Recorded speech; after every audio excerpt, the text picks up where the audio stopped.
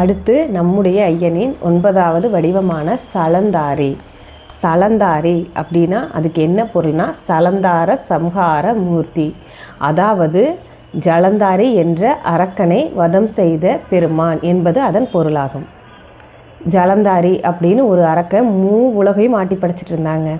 அவனோட தொல்லை தாங்க முடியாமல் அனைத்து தேவர்களும் முனிவர்களும் எல்லாரும் போய் நம்ம ஐயங்கிட்ட முறையிடுறாங்க. இந்த ஜலந்தாரி ரொம்ப எங்களுக்கெல்லாம் தொல்லை கொடுக்குறாங்க, ஐயா எங்களை காத்தருள வேணும் அப்படின்னு.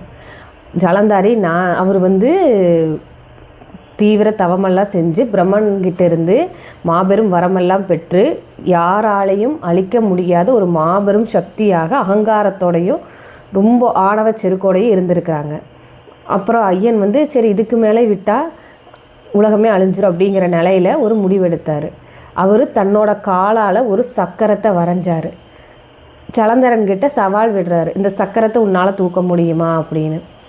ஜலந்தரன் தான் ரொம்ப அகங்காரத்தோடு ஆணவத்தோடு இருக்கிறப்போ என்னால் என்ன தூக்க முடியாது அப்படின்னு நம்ம ஐயங்கிட்டையே அவர் வாதாடுறாரு. அந்த வாதாடி என்ன ஆகுது, நம்ம ஐயன் விடுவாரா? நம்மளோட ஐயன் தன்னோட காலாலேயே சக்கரத்தை வரைஞ்சி இதை தூக்க முடியுமா அப்படின்னு ஜலந்தாரிங்கிட்ட கேட்குறாரு. ஜலந்தரன் தான் ஆணவத்தில் ஆடிட்டுருக்கிறாரு, என்னால் முடியும், என்னால் தூக்க முடியாதா அப்படின்னு ஐயனோடையே ஒரு போராடுறாரு. ஒரு போட்டி நடக்குது. அப்போ என்ன ஆகுது, ஜலந்தரன் நான் தூக்கிடுவேன் ஒரு இருமாப்பில் ஒரு ஆணவத்தில் அதை தூக்கவும் அந்த சக்கரத்தாலேயே 2ஆக பிளவுபட்டு இறக்காராரு. அந்த ஜலந்தரனை சம்ஹாரம் செய்த மூர்த்தி தான் சலந்தாரி அப்படின்னு ஜலந்த சம்ஹார மூர்த்தி அப்படின்னு அழைக்கப்படுறாரு. இந்த நிகழ்வு எங்கே நடந்ததுன்னு பார்த்திங்கன்னா நாகப்பட்டினம் மாவட்டத்தில் இருக்கிற வீரட்டனேஸ்வரர் கோவில், அங்கே தான் இது நடந்திருக்குதுங்க. அங்கே தான் நம்ம ஐயன் ஜலந்தரனை வதம் செஞ்சார் அப்படின்னு சொல்கிறாங்க. அந்த ஊர் பேர் திருவிட்குடி அப்படிங்கிற ஊரில் நம்ம வீரட்டனேஸ்வரர் கோயில் அமைஞ்சிருக்குது.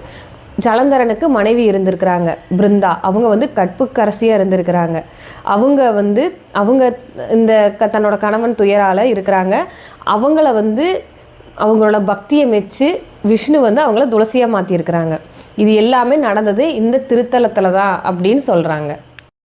அடுத்து வேலூர் மாவட்டத்தில் உள்ள திருமாட்பேரு அப்படிங்கிற ஊர்லேயும் நம்மளோட ஜலந்தர சம்ஹார மூர்த்திக்கு தலம் இருக்குதுன்னு சொல்கிறாங்க. அங்கே தான் நம்ம விஷ்ணு நம்ம ஐயனை வழிபட்டு சுதர்சன சக்கரத்தை வரமாக பெற்றுக்கிட்டாரு அப்படின்னு சொல்கிறாங்க.